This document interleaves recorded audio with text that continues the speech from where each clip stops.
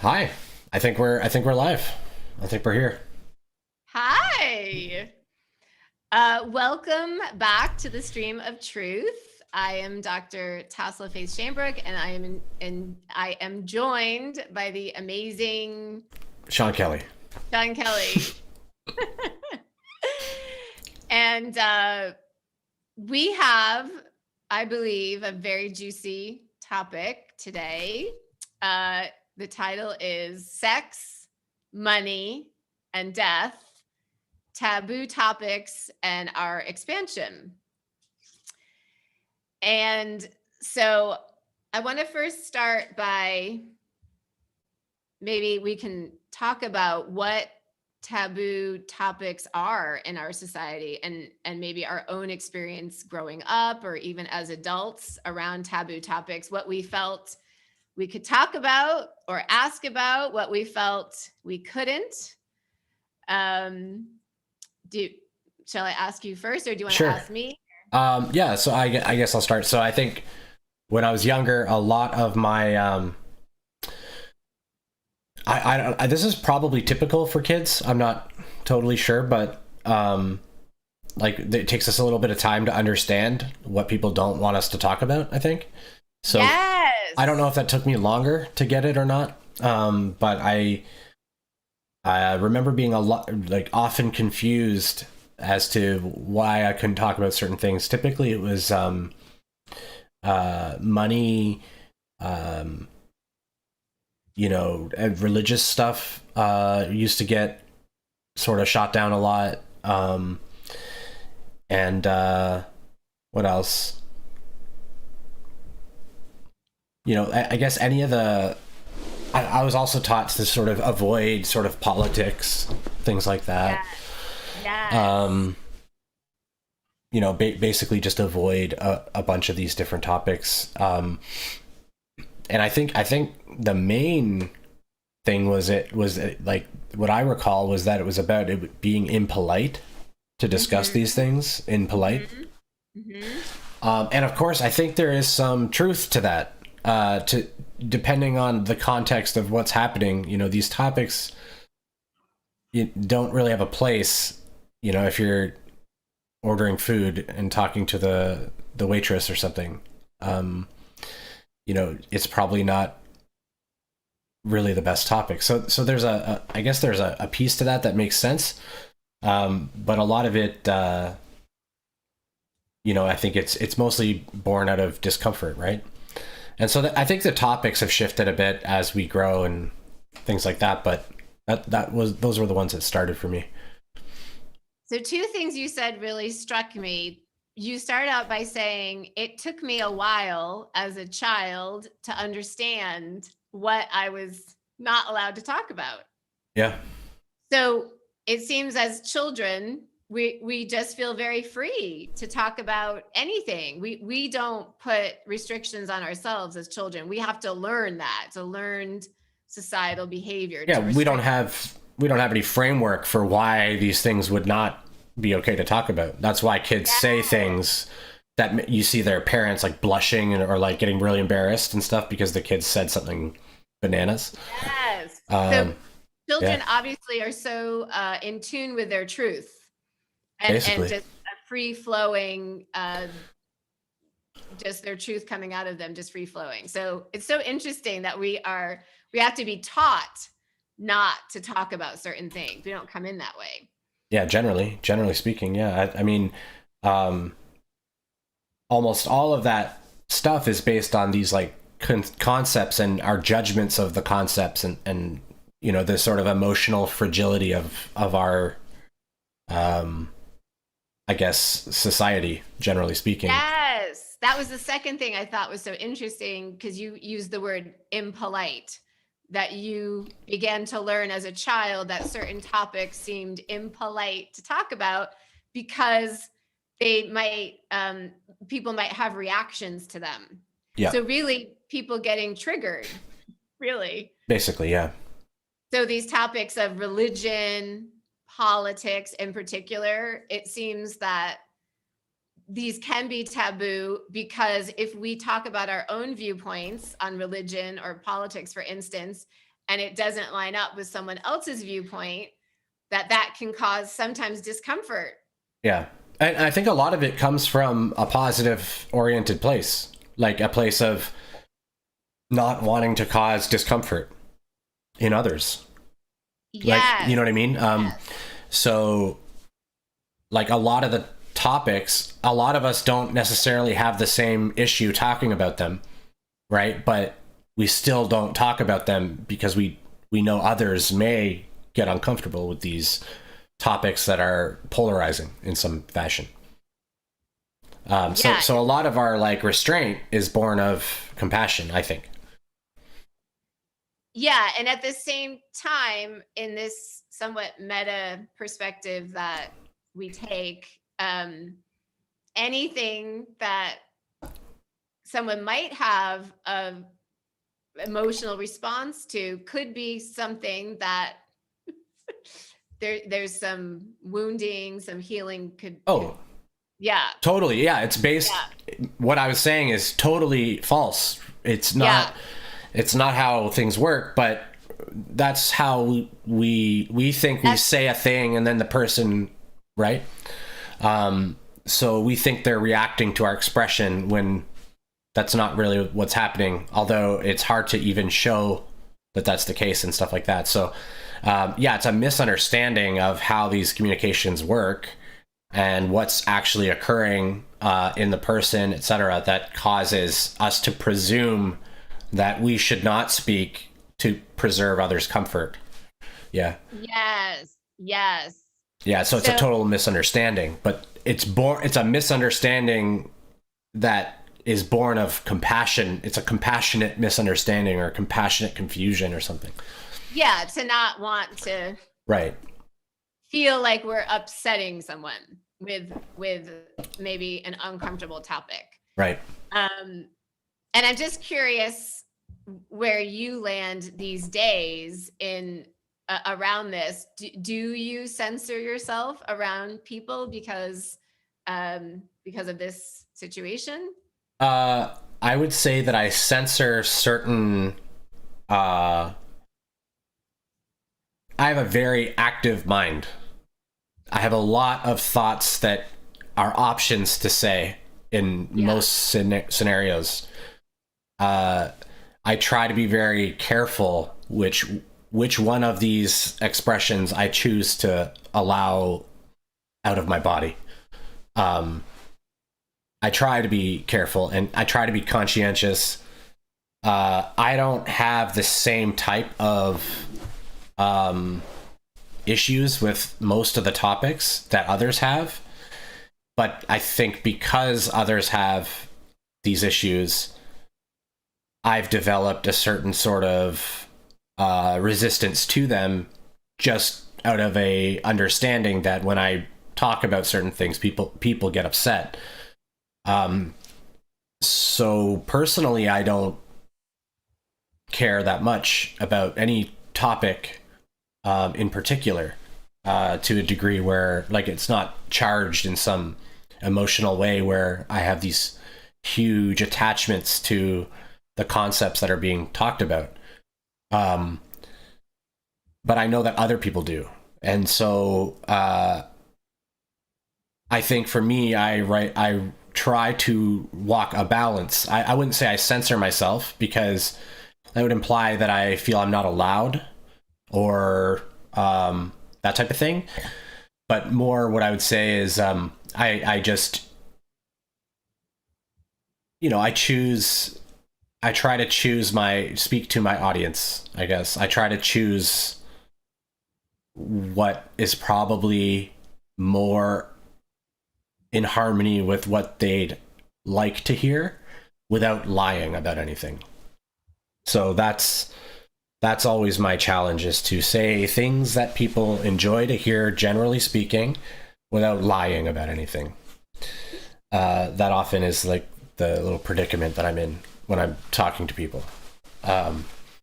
Because I don't have the same, especially with my humor can be very dark and weird and unsettling to people. I've had people get very upset with me fairly often. So So I'm just a little careful, but I'm pretty good at also reading people and getting an idea of what they would handle and what they wouldn't, etc. So yeah, I don't censor, but I definitely am a little meticulous. I think that's, and just to expand on that, I think after awakening, I think part of the reason I had to really isolate myself was due to this inability to really speak properly while being so like sensitive, but also released from a lot of the attachments. So it was, Mm-hmm. I had a difficulty with people in general for a long time, like understanding how to just talk to people and stuff like Yeah. that. Yeah. So, but I think I've gotten decent at it without, I'm able to speak truly and authentically, have my own awareness and acceptance of these things that don't at all, they're not things that they'd want to really hear from me. I don't feel the need to share them with them. It's different. If I feel like I have to share, then I will, of course. But what about you? What were some of the major things for you? Oh my goodness. So many. Probably just a laundry list of things I was not supposed to talk about, think about, explore on my own. I would say sex was a huge one. This was not something talked about growing up. Um, it felt like almost like a dirty topic, something I just was not supposed to even explore or do or any of that. That was a big one. Money was also a really big one for me. It felt like, again, it felt like it was considered sort of a dirty, a dirty topic for a young lady to think about money, to talk about it, to want it, all of it. Um, okay, this is an interesting one for me. Bodily functions, like things you do on the toilet. Felt like I was, as a young lady, again, uh, very much another dirty topic. People might call it poop. That might Yes. be okay. Yeah. Perfect. So something I'm not supposed to talk about that I do it, or anything around that. I don't know other people's experience, but with women that I've dated, that's been a pretty standard thing that is not really discussed. Yeah. You and I had a conversation around poop the other day, and I shared a poop story with you, an embarrassing poop story with you, and I had never shared that with anyone. And as I started to tell you the story, there was a part of me that wanted to put the brakes on. Like, no, don't go there. Don't go there. Don't talk about poop with him. It's not ladylike. But it felt like a big expansion for me to admit that that's something I do. So yeah, it felt very taboo. Yeah. To fess up to any of that. I would say for me, those feel like the big three for me. Yeah. Sex, money, and bodily functions. And I think it had a huge effect on me, and not in a positive way. For sex, I think from a very, as I was becoming as I was coming into my sexuality, it just felt like all of that was cut off. It didn't feel like I was blossoming into my sexuality, my sensuality, my enjoyment or prowess as a sexual being. It felt very much like it was something I needed to hide, something good girls didn't really do or talk about. And I feel like it really cut me off from that aspect of myself. And to be honest, I think I'm still a bit cut off from that aspect of myself, of really embracing myself as, in part, a sexual, sensual being. Mm. And I think an aspect of that is just feeling cut off from my body in general. I think I felt very cut off from my body, for other reasons too, but I think that was part of it. Um, and then, you know, the bodily functions too, like just I can't enjoy my body. I'm not allowed to admit I have bodily functions. I need to just present a very whitewashed, pristine, in a way, obedient, good girl image. And it was all very fake and cut off and disconnected, basically.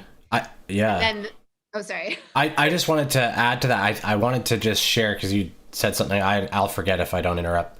Yeah, please. I was lucky in that, for whatever reason, I didn't seem to take on any of the taboos. The distortion, or like the weirdness of it all. I just, that's so awesome. I somehow lucky I didn't make it anything about me, or reject anything about myself due to these taboo thing. I just noticed I was able to notice and navigate the social, I guess, requirements, but I didn't see, I mean, as far as I'm aware of so far, I'm sure it's affected me in a bunch of different ways, but I don't think I've had a ton of like my own, or almost wounding, or issues around it, other than people are sensitive. That's basically what I got out of it, is none of their people are sensitive, and that's it. So the topics themselves, I think I started to notice that there's just a whole bunch of topics that, for no rhyme or reason, you're not supposed to talk about them, and the underlying reason is people are sensitive. So I think I got that, and then I was like, oh, so it doesn't really have anything to do with me. People are sensitive. And I was able to separate myself from all of that. Luckily, I think, is what happened.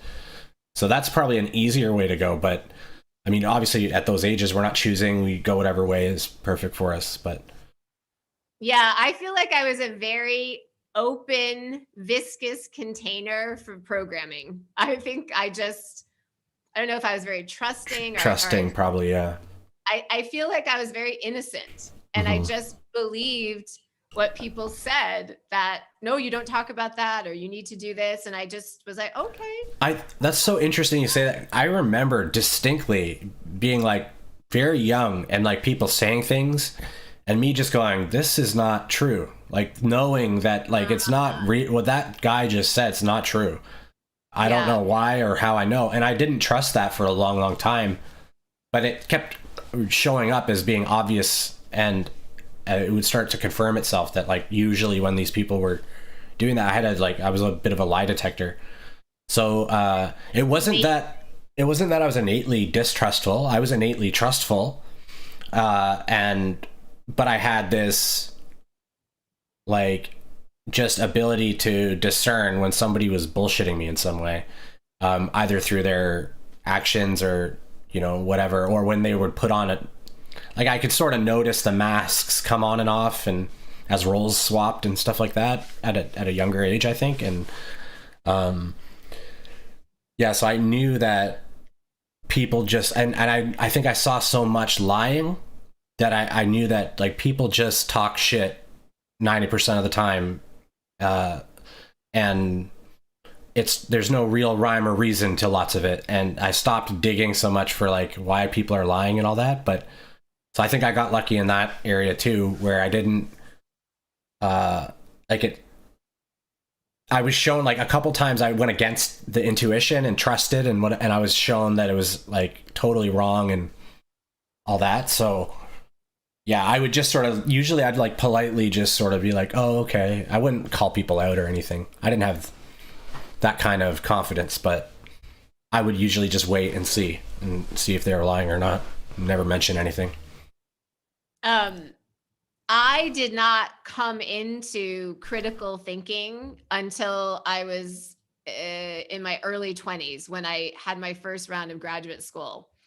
And I learned about social constructionism and deconstructionism. And, for instance, you're reading a book, who wrote the book, who is there funding around this book, just not taking things at face value all the time, just thinking about the larger context that a book or any statement is being made. So I didn't come into any of that until I was an adult. Yeah. Same with me around that type of thing. Like, if I was a kid and you showed me a book that someone had written and told me that this is the history of something and I read it, like, I would presume it's real, right? I didn't get that critical thinking until probably I would say my teens, but I was big into like 90s punk rock and stuff, 90s and 2000s punk, and a big staple of all of that was about social deception and injustices in various ways. So I was sort of like introduced to these concepts of propaganda and different things like that earlier on than I think earlier generations as well. So I think I was just sort of infinitely curious around, and I still am, around why people do what they do. And so that curiosity led to me just like doing a lot of just watching people do things and what they say and then what they do after what they say and how it's so varied. And I think I got just sort of obsessed with doing that. And so I noticed the patterns just because of my focus on, because I think I always felt like I had to try to fit in. Mm-hmm. I never felt like I just naturally fit into anything. So I had to adjust to fit in. I think most people feel this way to some degree. And so I just remember being like, I have to really know how all these people function, why they function, and what they're doing in order to fit into their groups and stuff. Yeah, I would think I don't know. most people's experience, probably in any society, is what is expected of me and how do I need to fit in? And I've said this before, but Foucault, who I read a lot of for my PhD dissertation, talks about this phrase, technologies of self. What we do to ourself in order to fit into our society, whether it's technologies to alter our physical body, including in our culture, plastic surgery is very common, or what we do internally to fit in. Yep. So I want to ask you, are there any topics now as an adult that are uncomfortable for you or seem taboo, or are you free of the taboo? I think it depends a little bit on context. So like there are some topics that, well, I guess first of all, I'll say that generally speaking, I don't like to talk about stuff I haven't thought my way through a little bit. So generally, like I've always said to people, like, if you don't know what you're saying, maybe don't speak, right? Like, I mean, maybe just wait till you do know what you're saying, right? I've always said that sort of thing, and I sort of live by that generally. So I can be hesitant to go to those places with any type of audience, whether it's one-on-one or live or whatever. I can be hesitant to go to anywhere where I feel like I don't really have a solid ground. I think part of it is because while I'm talking, I don't seem to be able to really easily convey into words what I'm experiencing, I guess. So I sort of seem to have to do it after. It's like I have to effort to get into the feelings or whatever. It's more focused, I think, for me, that I have to really try to do that. So that's one of the things. And then I guess like one to one, there's not a lot of topics. I don't think there's any topic one on one that I'm not willing to discuss. Okay, so I have an interesting question. Is there any topic that you feel embarrassed or too vulnerable or uncomfortable to talk about with me? Oh no. Oh, good. No. I could talk about probably 99% of my experience with any person. Yeah. And without any, the only, like, let's presume that I know I won't offend them somehow. Okay. That's the only thing that, like, so I'll basically say whatever. Like, you don't restrain yourself due to personal possible embarrassment. That is not restraining you. Yeah, I don't easily get super embarrassed. Like, occasionally I may do something like super dumb and feel a little embarrassed. Like, maybe I'll spill ketchup on my shirt in a restaurant, and then I have to sit in the restaurant with ketchup on a white shirt or something, right? Like, that's a little embarrassing. I mean, I don't know. And that type of thing, it would bother me for half a second, maybe. But about my speech or around topics, I think I've kind of accepted that, or at least I'm trying to be someone who doesn't judge people. Yeah. And therefore, if others are judging me for my past experience or things I think or say, or then, you know, that's their prerogative. And I don't necessarily have to participate. And you know, when I am being judged like that, I sort of generally just laugh it off. So you know, I do have these things that are probably a little bit touchier to talk about. Uh-huh. Okay, so I'm curious, what is touchier for you? What are touchier subjects for you? Well, I guess it depends. So if we're talking one-on-one, it's not so touchy. But I'm maybe like live talking about sex in detail, or or talking about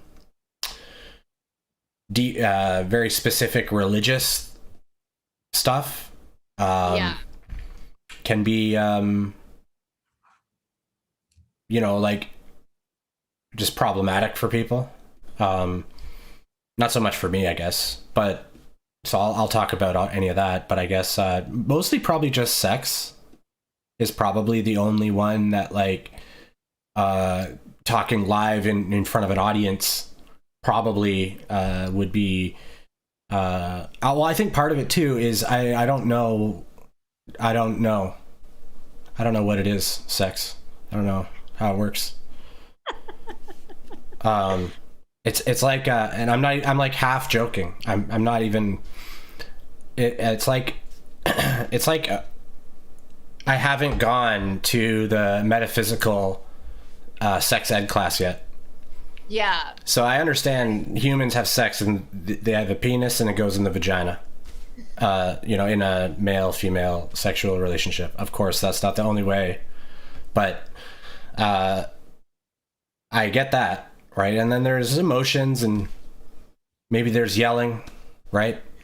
Who knows? But I'm talking energy and what, you know, all that stuff is okay. That stuff happens, but I'm more interested on the metaphysics and stuff. And I guess I haven't gone to that class yet, so I don't really know what it is. I don't know. I have general ideas of how it works and what gets set up in a sexual energy transfer between two consenting or non-consenting. I have some ideas around how that works, but so I think that's part of the reason that I feel a little is because the topics about sex that are interesting and worth talking about to me aren't things I'm well versed in. so much. The other stuff, the like superficial stuff, I guess, or the activities of it, and Yeah. I mean that's all just personal preference, and you know, all that stuff isn't super. There's not a lot of meat there for me, Yeah. I guess. It's not so much like a personal discomfort though. I don't think. I guess part of it though, going live on it, is like my family might see it and that type of thing. Not that I care that much. I really don't care that much, but you know. Yeah, those are all really interesting points. When you were talking about maybe not totally being sure, I guess, of the scope or expanse of what a sexual experience could be with a, say an intimate partner, a close partner. I just got the word McDonald's. Like, I feel like I've just been versed in like the mainstream McDonald's version Yeah. of sex. Yeah. And I don't know the fancier, more sophisticated spiritual side of it. I don't either. Exactly. Yeah. Yeah. That's a good way to think about it. Is, like you've had like saltine crackers. Yeah. And you're wondering what the feast looks like. Yes. Yeah. I don't, and I think part of it for me is what I described earlier, in that it felt like I wasn't supposed to really go there or explore that was not what like a good girl did. A good girl didn't go there. So I think, and as men, we get the same type of stuff too. Well, it's a little different, but it's similar. Like,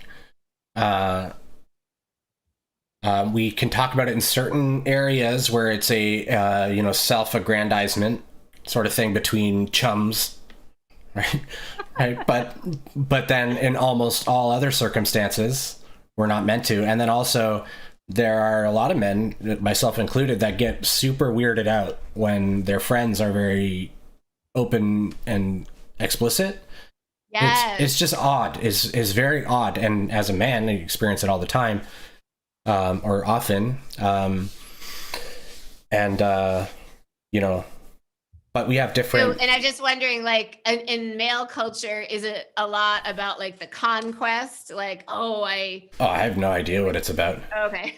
I'm assuming it's stuff like that. Yeah, like look at me. Like belt notches type. Yeah, exactly. Exactly. Yeah. But all of that is just a show, and so, and I guess because I've watched it since I was young, I can see it's a show. Like, truly, they may,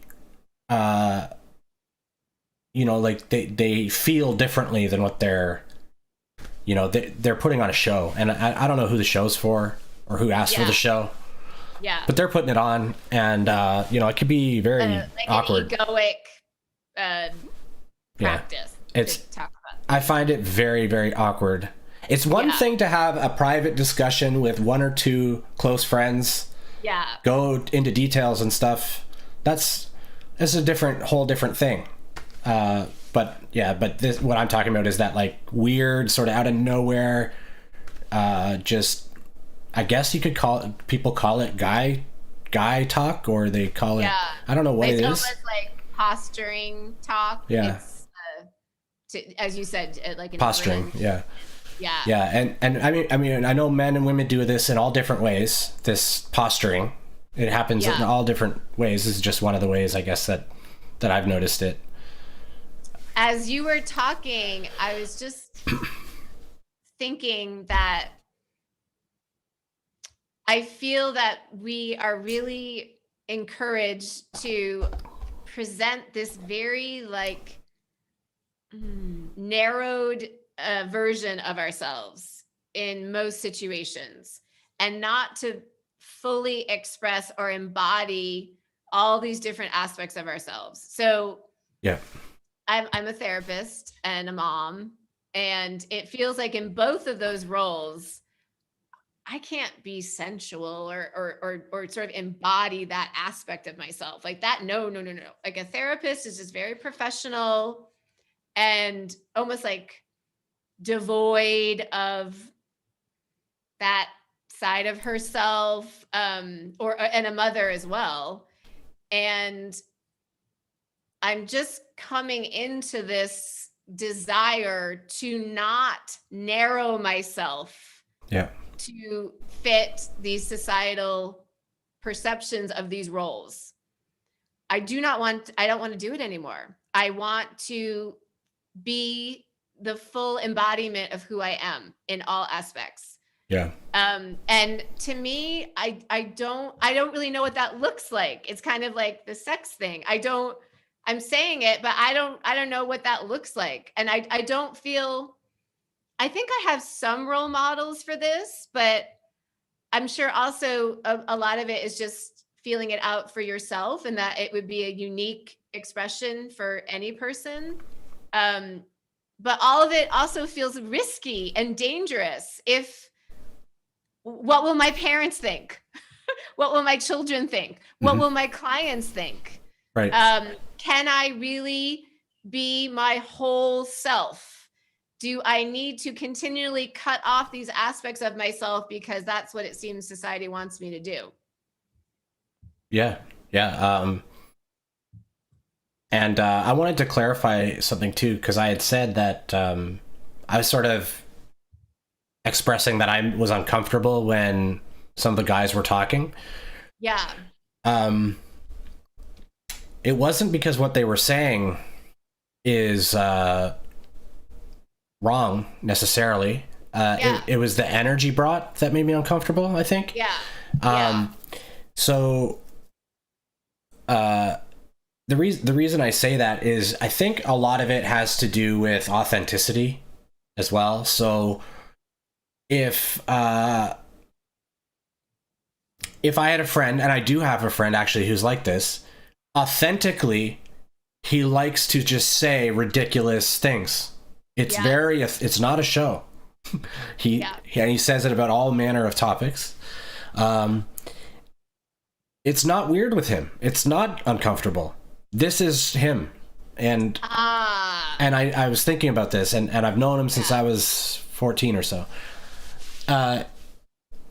This is him. And the closest thing to uncomfortable it gets is when I realize there are people here around that don't know him and are hearing him speak, and he doesn't care at all. But I can notice their discomfort, and so that's the closest thing that I could say around him that causes me discomfort. And he says ridiculous things, probably much more ridiculous than the ones that I got uncomfortable around. So are you saying what you appreciate in authenticity is the authenticity of a person's expression? It just that seems to be how he's wired, and I honor that.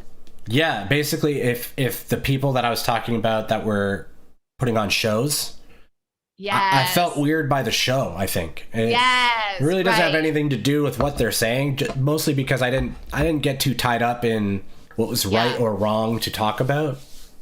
Morally or with any sort of attachment to any of that. So for me, it was all just about other people's comfort and just not rocking the boat when I don't need to, right? But around my own, when I was getting uncomfortable around other people talking, it was almost always when I noticed people were being inauthentic to a degree where it just was. It was as if I'm watching a puppet show, sort of. It's like just totally obviously not real. That's if it has like, because almost everybody has like some bit of showmanship happening. A little bit of posturing here and there. It's a normal thing to do. That's all fine. I think it's when it's like over the top that weirds me out. That's what I think it is. And I'm still learning how to like accept that too. I don't experience that type of thing really anymore. I think I got mostly what I needed from it. So another question, and maybe it's the last question, I'm not sure how long we've been going,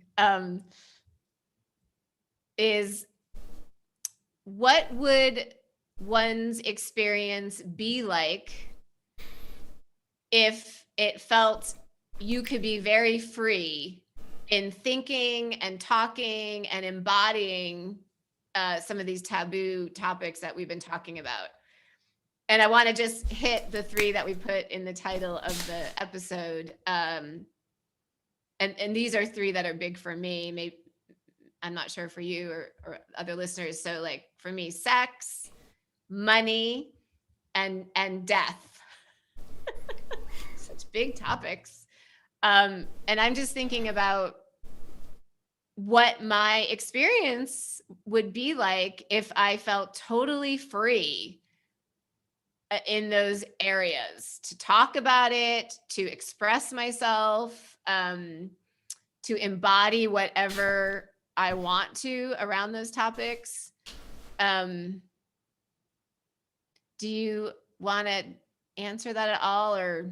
Yeah, I was thinking, I was writing down my answers because I thought that you'd probably go first. And then I was writing mine down because I'll forget what's going on.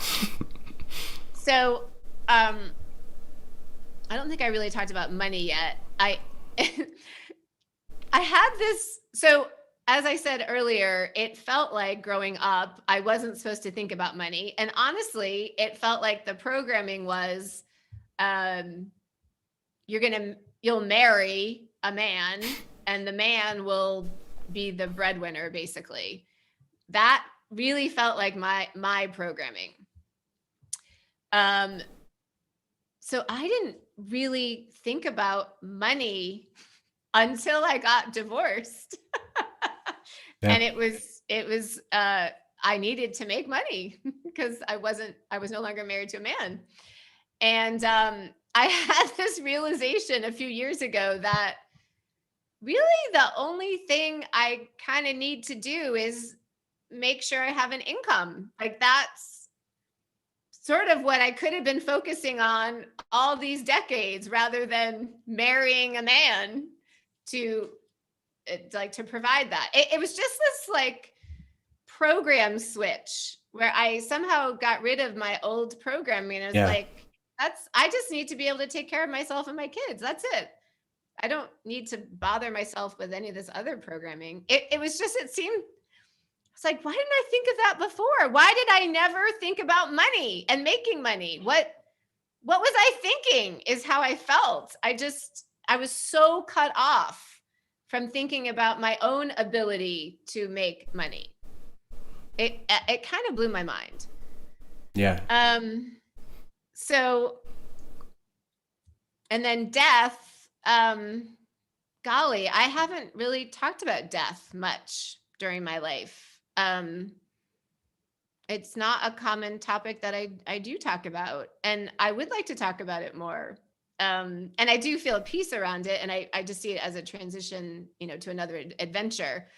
But I guess in all these topics, for me, I really want to be free to talk about them and embody whatever I want to embody around them, and not be concerned how other people might view me. That's really what I want. I want to be my authentic self in these aspects and in any other taboo aspect or any other aspect, and not worry how I'm going to be perceived. Yeah. I think that's the goal. Maybe that's, so some of it's like a little different for me. I just had a different experience, and I think especially being a man, I don't get the same type of stuff around money. It's totally different programming. Yeah. Like I knew from an early age that my job is to get a job. I'm here to get a job and provide for the family, and that was a very obvious thing that I was supposed to do. Yeah. That type of thing. But I would say, I think what's helped me the most is basically what's provided me the most sense of freedom around this stuff. Yeah. Is, I guess, non-attachment to the whole thing. So basically like the way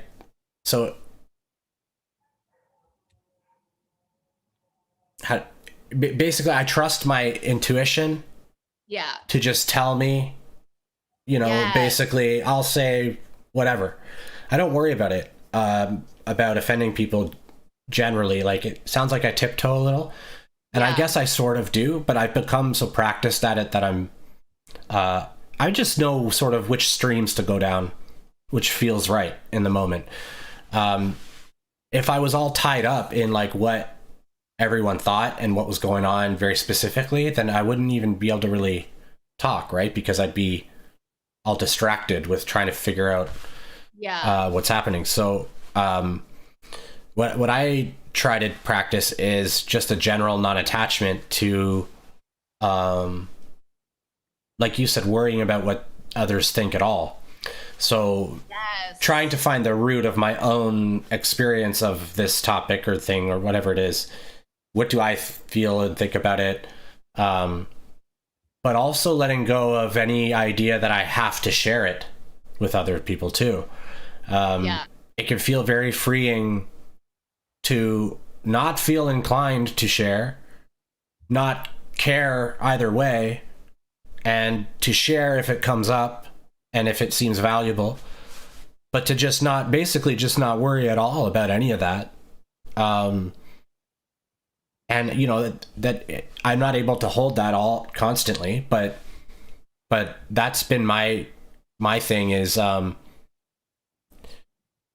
if I feel it's important to share something, then I tend to share it.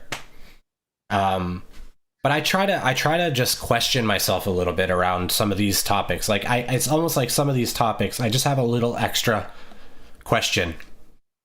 Like, is this appropriate to bring up with this person right now? That type of thing. It's just little, is it appropriate to bring this thing up right now? And if I get a yeah, I just go with that. And, you know, everyone has a different definition of what appropriate is.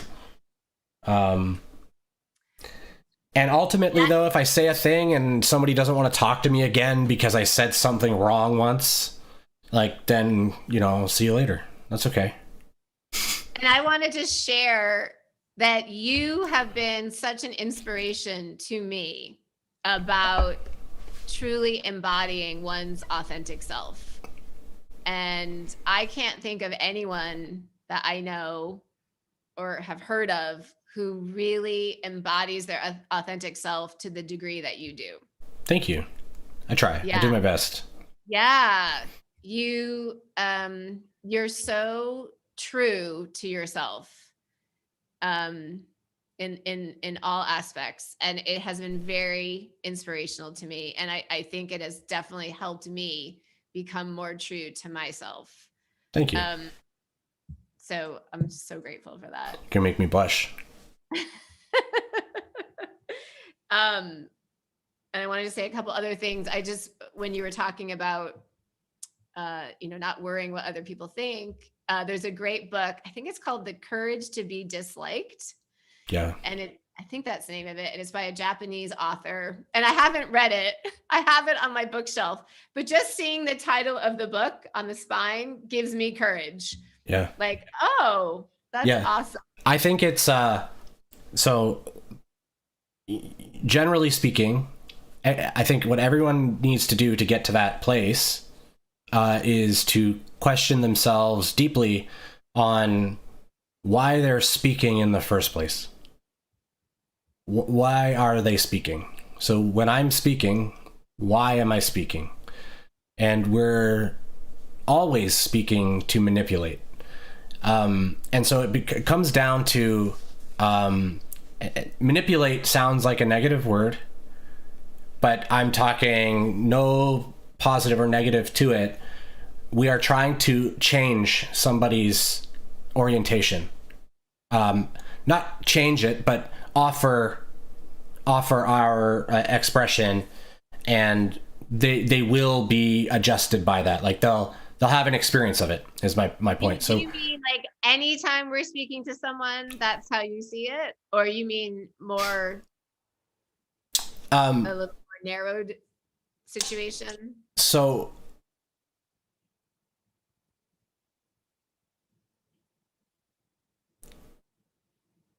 Generally, how am I trying to say that? Generally, our expression is outcome based, right? We're expressing to achieve an outcome, generally, of some kind. The outcome can be positivity, it can be negativity, it can be whatever. But generally speaking, we're sharing something to either help ourselves feel better or to impress some type of information onto someone, right? We're doing one of those, really the two things. We're either sort of offering this to soothe, or we're offering this to impress some concept or idea or feeling, or right.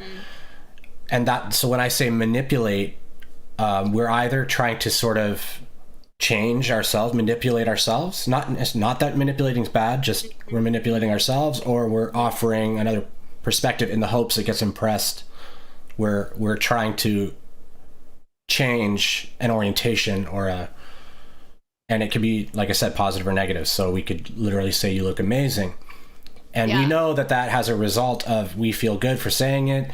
They probably feel good for hearing it. And we can walk away with that outcome, right? So that's...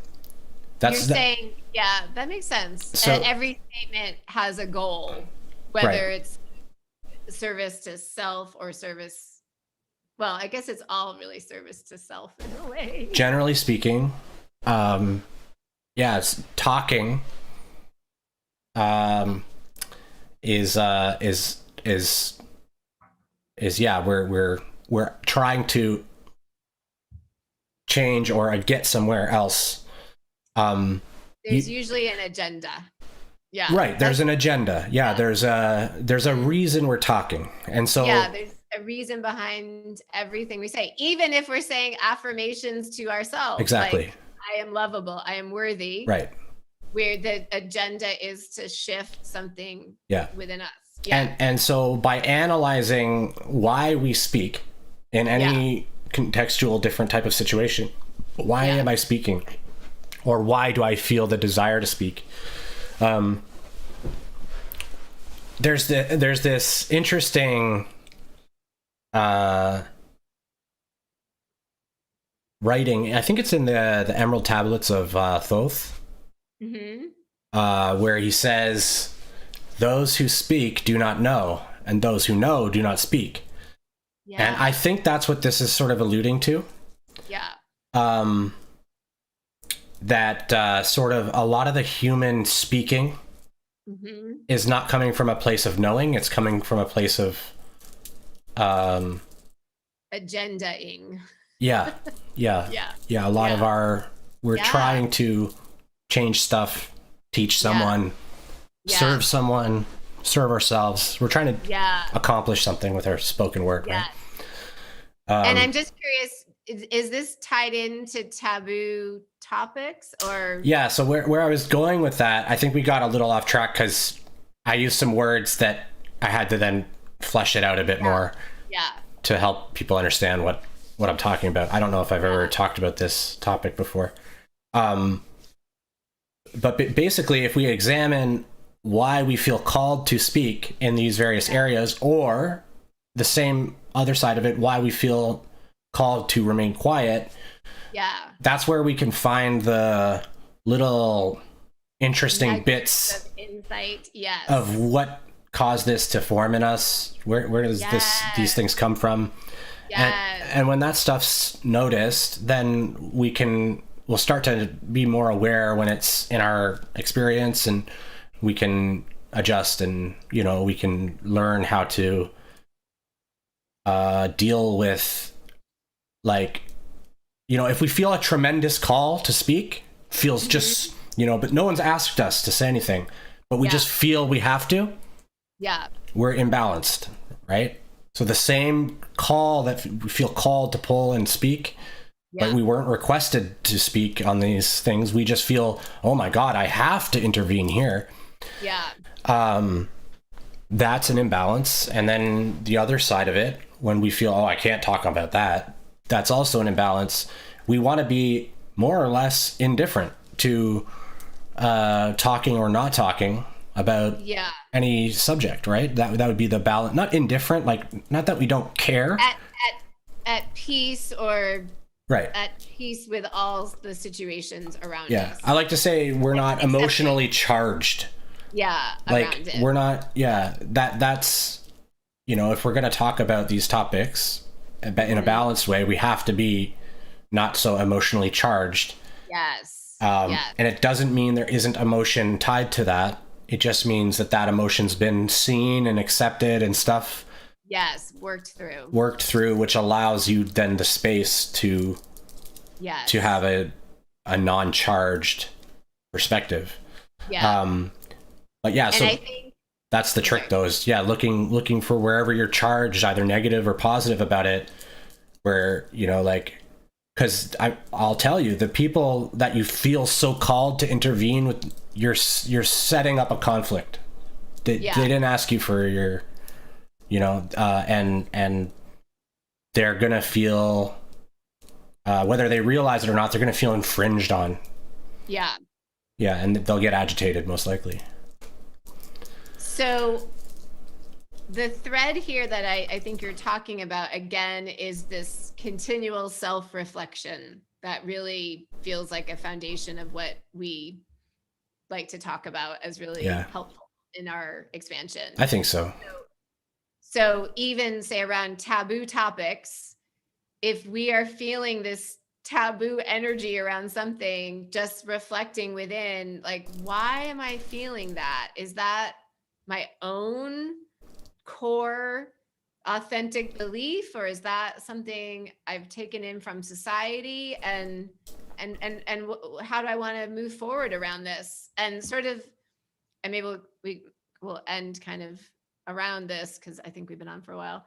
I had to go make my kids some food.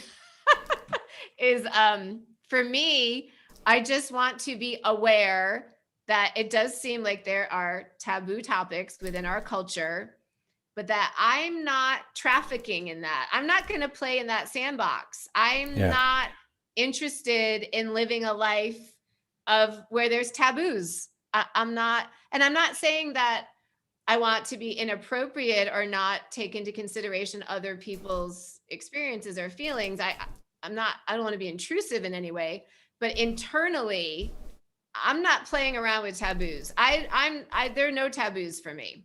I want to be able to embrace, talk about any topic, and embody any aspect of myself that feels authentic to me at any time. Mm-hmm. Yeah, I think one of the most important things is trusting our intuition a bit more. Yes. We tend to know, you know, like, we tend to know it's appropriate. It's almost like we tend to know if we're going to upset someone with something. And I just feel like this phrase, the societal mind, I think it's easy to be in the societal mind. And I don't know how to differentiate that from the egoic mind per se, but I feel sometimes I can get into the societal mind and, oh, I need to do this, I need to think this. And as you said, I always want to drop back into my own inner knowing and intuition about anything I'm doing. Yeah. And the invitations are so strong. Yeah. To be in that societal mind. Yeah. And you bring up a great point. I would say this is what people call unplugging from the matrix. Is what I would say that is. Is unplugging yourself from the social programming. It doesn't mean you don't have to participate, or you don't participate at all. So like, it doesn't mean that you adjust your beliefs around the economy and money and then stop using money. You're just changing your inner relationship with these concepts, understanding that you're just playing in a make-believe sort of set of toys with other people who think it's real. And you can sort of, run around in that space, and you're at peace. You're at peace because you're not charged around the thing, but you can still take advantage of all the offerings within that system.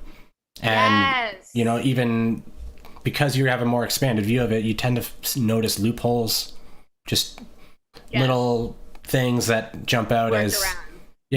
and you're more free because you're not playing by the rules that everyone thinks everyone's playing by. You don't have these random self-imposed limitations. Exactly. And but so that's unplugging from all that societal programming. Yes. We also have you have cultural programming, societal programming, and a racial lineage as well. So there's a whole bunch of stuff, layers there. Yes. There are so many layers to the programming. Yep. And maybe to summarize, maybe 3 points here that we could offer as practices for navigating our way through taboo topics or anything else. And I don't know if you agree, but I'd say number 1 would be self-reflection. What's coming up for me? How am I experiencing this? Just really paying attention to your internal experience. Ideally, as soon after as possible. But if not, like if you're super busy, try to set aside a time that you do self-reflection nightly at least. Yes. I think you and I talk about that is our main activity, is basically continual self-reflection. It's almost all I do, honestly. I don't think I do when really I'm anything not else. Working or mothering or that's even half the time when we're working, we're still sort of doing that. So. This has been a huge self-reflective activity tonight. And then I would say maybe practice number 2, going within and what are my values and beliefs around sex or money or death or anything else. And you may feel for me. You may feel that you don't have particular bias either way as well. And it may be because we've been looking so externally that we're not. It hasn't been super excavated how or developed. You may not even know how you truly feel about something because you don't have a real experience of it in an open way. Exactly.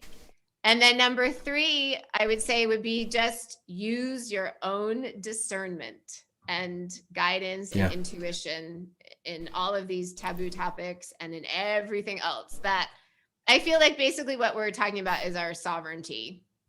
It just begins and ends within us. It's not out there. Answers are not out there. It's all within. There's lots of interesting stuff to see and think about, investigate, and experience out there, but the answers aren't there. Not the answers. Yes, exactly. That's all it all helps us, I think, refine and think about more clearly our own beliefs about things. But it's just, I like to think of it if the creator was getting up in the morning every day, right, and has to try to make himself look presentable before a big meeting with all the other creators of all the other universes. I like to imagine that he tried to do that and he's like, fuck, I don't have a mirror. I can't see myself. He's like, what do I even look like? I don't even know what I look like. So he had to fragment and put himself in front of himself so he could see himself. So that's how I see the external is just stuff to see of myself. It's just myself just all over the place. Yes. And that's an unsettling little orientation at first, though, I'd say.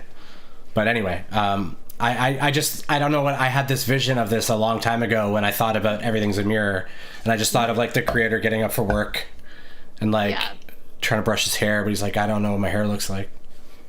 Yeah. Alrighty. I better create a whole universe because I don't know what my hair looks like. Yeah. All right. Should we end right about here? Is this? Yep. There are hungry hippos in your home. Yes. There are invitations to feed beings around here. So thank you so much for joining us. Thank you, everyone. stream of truth. If you like this content, please consider giving a like to us, and also please consider subscribing. And we love your comments. Thank you so much.